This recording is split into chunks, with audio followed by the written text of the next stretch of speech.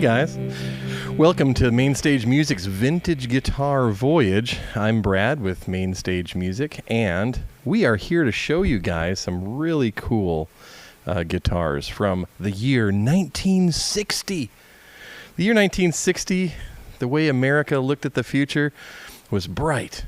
They thought, hey, we've got a space program, we've got fins on cars as high as the sky, and we want a lot of cool guitars to go along with it.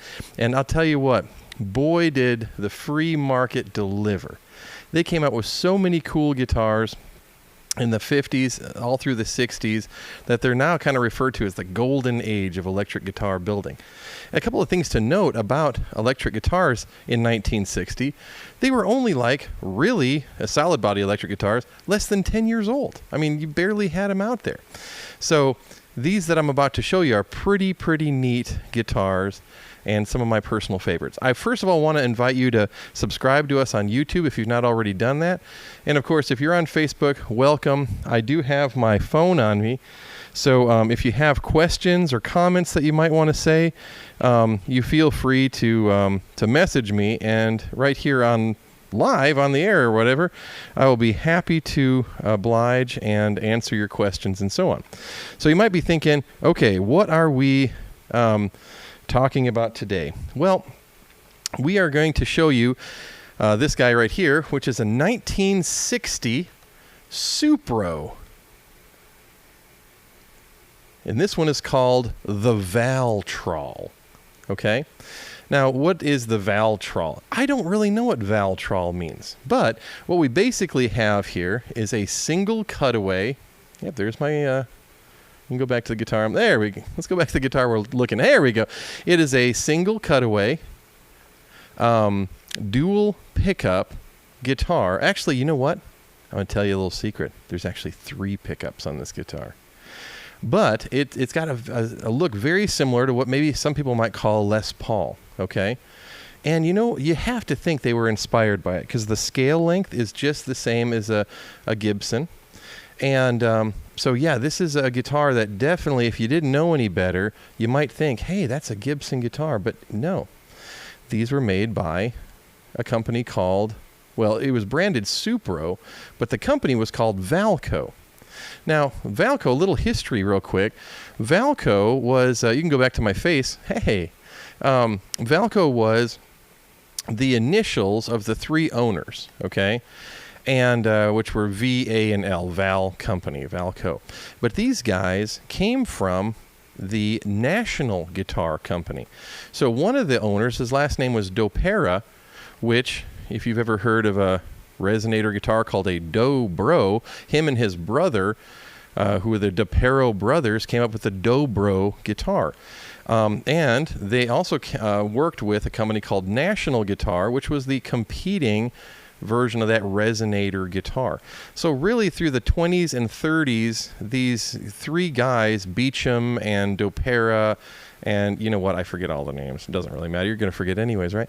But they bounced around and worked with Dobro and National, making these iconic resonator guitars, which we might do in another episode. I've got several of those as well. But in 1940, they said, you know what, let's combine the companies, and we're going to call our new company Valco, which I know sounds very mid-century, but hey, the roots were based in the Dobro and National guitar. So in the Valco line, they offered many different brands. Okay, now you might today call them a white label company. They were a company that if you were a retailer of musical instruments and wanted to buy enough guitars with your own special name on it, they would make that for you. So you see brands from the Valco company like Supro, which is probably the most popular. Then you would see National, of course. Then you would see brands like Airline. There was another one, Atlas, and several other ones, okay? So they were all part, though, of the Valco company.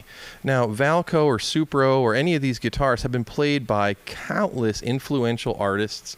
Their amplifiers, their lap steels, and electric guitars are still very I don't know, coveted, I guess. And they're now making reissues. Of course, this company is long gone out of business. In 1960, well, let's say the late 60s, the company, I think, merged with K, but unfortunately it didn't last. The markets were changing and so on. So by the late 60s, they had already gone out of business. So really, this is a guitar. The originals can only be had in that golden age, so like the 50s and 60s, all right? But so they changed some, but the players that you'd see playing them, like I'd say if you're of a certain age, the most famous guy might be Jack White of the White Stripes. He had that famous white guitar that kind of looked angular with a lot of knobs on it. That was a Valco guitar. It was branded Airline. You had guys like, well, Tom Petty, and man, there's so many people that play the big National Rezo Glass guitars. Again, those were all made by Valco. But this Supro model here, was made in 1960. And, okay, so some people, like when I was younger, I thought, oh, fat pickups like this meant that they were humbuckers, okay? And for the uninitiated, a humbucker means there's two coils inside. One bucks the hum of the other one. If you can hear, it's actually kind of noisy, okay? No, you can kind of hear, you hear that buzzing? Because this is not a humbucker guitar. This is actually single coils, okay? And you can go ahead and mute it again. I'm sure they don't want to hear. But anyways, it has a very crisp sound to it. And I tell you, they sound great. Now, what I was going to tell you about the little secret of this one here. So you have a 3-position switch. Now, traditionally with people, when they're looking at a guitar, this position would be the neck. This would be both pickups, right? And then this would be the bridge pickup. Well, in this guitar, let me show you something kind of cool.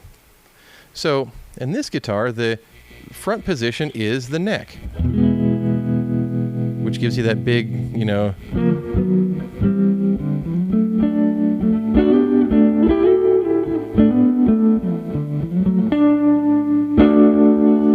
The next position down is the bridge position pickup. And you can hear that aggressive.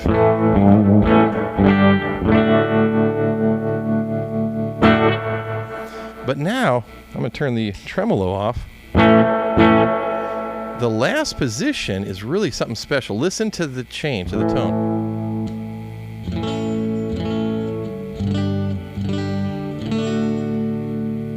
Now, what does that sound like?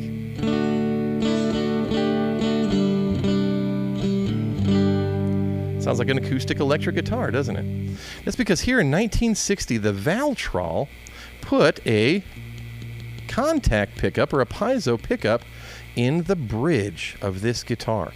So the 3 positions of the Trol are neck, bridge, and piezo bridge. How cool. And here you guys thought that companies like Taylor and all these other, with the T5 and whatnot, they were the ones to first come out with it. Nope. It was done back in 1960 by Supro, or the Valco company. The guitar is, of course, solid wood. It is a bolted-on neck. And this back plate here comes off where you can get to all the electronics inside. This is really a fun guitar. Now, when I first got this, I saw all these little dots right here, okay? And if you look here on the guitar, you'll see these little dots, and you're like, what are these, okay? Now, I bought this guitar from a gentleman named Jason in Chattanooga. He didn't know what they were either. Whatever. I mean, a lot of the people, they'll find these guitars maybe at grandma's house or in an attic or who knows what, and not really know. I mean, they're very, what do you want to say? They were trying a lot of neat things back in those days. So I found out what these are by tinkering. If you look very closely, which you can't tell from, this angle, but they're actually very small potentiometers. Okay, like this is a large potentiometer with a knob attached to it, like a volume control, right? These are tiny little potentiometers that you have to change or you adjust using a very thin precision screwdriver. Okay, so what do? This is a volume and a tone control for this pickup. This is a volume and tone for this pickup, and so on, volume and tone for the piezo. How cool. So their idea was you can adjust the volume. Like if this is loud, because you can hear there is a volume difference. Now, full disclosure, I went ahead and turned all these knobs completely up. Okay, so this is the neck pickup at full blast. That's the bridge pickup at full blast, and that's the acoustic pickup at full blast, right? So let's just say that someone wanted this to be quieter. You could adjust the volume right here, and when you flip to it, it was already adjusted. Or you could adjust the tone if you wanted it to be real muffy sounding. You could turn that tone down. So that's a pretty neat little feature of that guitar, and really innovative. I mean, I want to say that it's well ahead of its time, because Gibson hadn't done anything like that I know of to that point. And really, I didn't see features like that on guitars until the 1990s, when I was really getting into it with brands like Parker and other brands like that incorporated the piezo electronics and so on. So here it was done, back in the day. Now, as far as the neck, it's got a nice round feel to it. I'll tell you what, I really like the way this guitar feels. So that is the Supro Trol. Now, I also brought with me another guitar that I'm going to share with you guys, okay? And it's you can see it pictured behind me here, but I'm going to go ahead and swap and let you, this guy right here, and let you see. It looks very similar, doesn't it? It's because it is.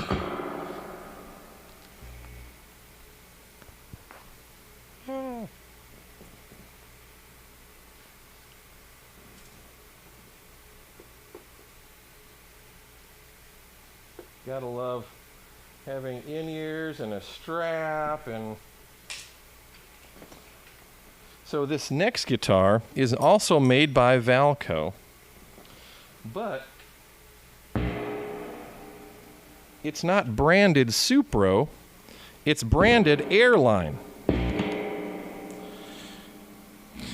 So this is made by the same company in the same place, okay? The same year. But it's branded, it even has the same, single coil pickups, same layout, same body shape. So you might ask, well, what are the differences between this guy? Well, this one they called the Town and Country. And this guitar featured the same two single coil pickups that the Supro had, okay? The Trol that we had did. But you'll notice that the knobs are a little bit different. Instead of using the little mini knobs that you had to adjust with a screwdriver, this one allows you to actually go right ahead and change the tone. You know what? I didn't even tune this guitar. Oh, look at that. It's not too far up.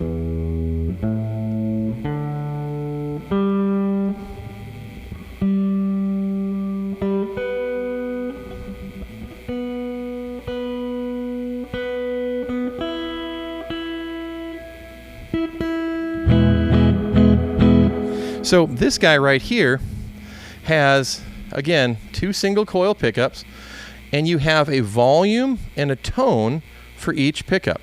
So here is the neck pickup, switched all the way to the front.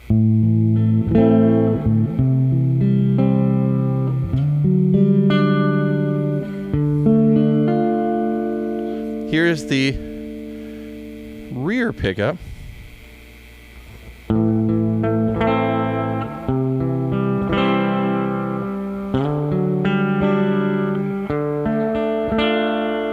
And then you have this little spot right here, in between. Now you might think, what is that all about?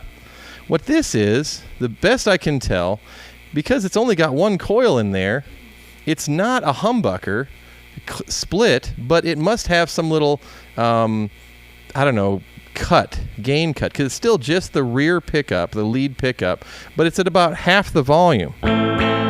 Full volume, half. And then neck pickup again. So it basically is like an ultra twangy version of the rear pickup.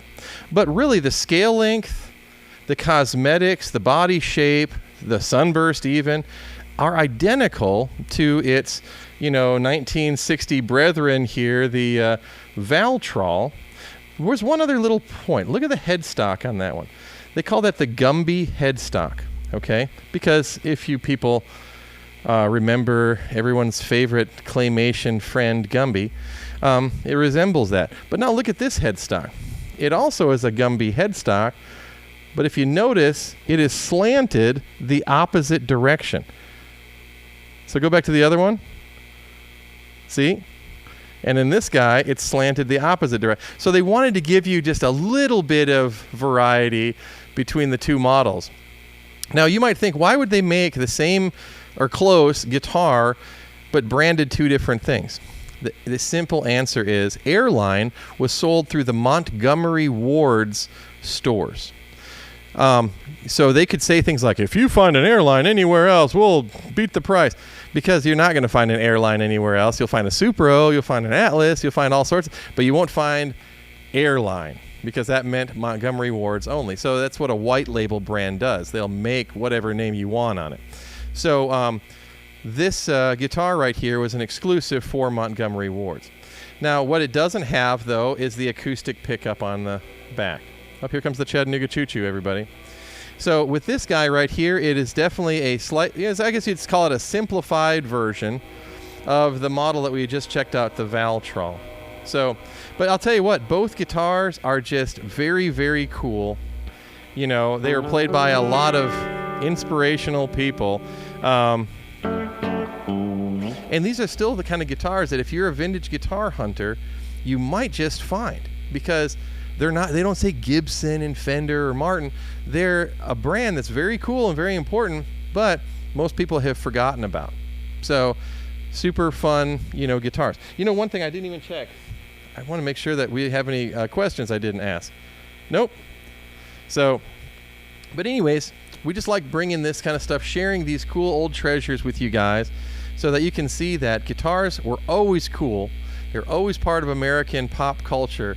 And hey, at Main Stage, we like sharing this kind of stuff with you to show you that even today, when you come in the shop and see the new stuff they have hanging on the wall, maybe in 60 years there'll be some cat like me doing a show about those guitars. So, but anyways, I want to thank you guys for watching, and make sure you follow us on YouTube and share our videos around on Facebook. The more the merrier. And obviously come down to Main Stage any old time, and we can chit chat about guitars. But we'll see you guys next time.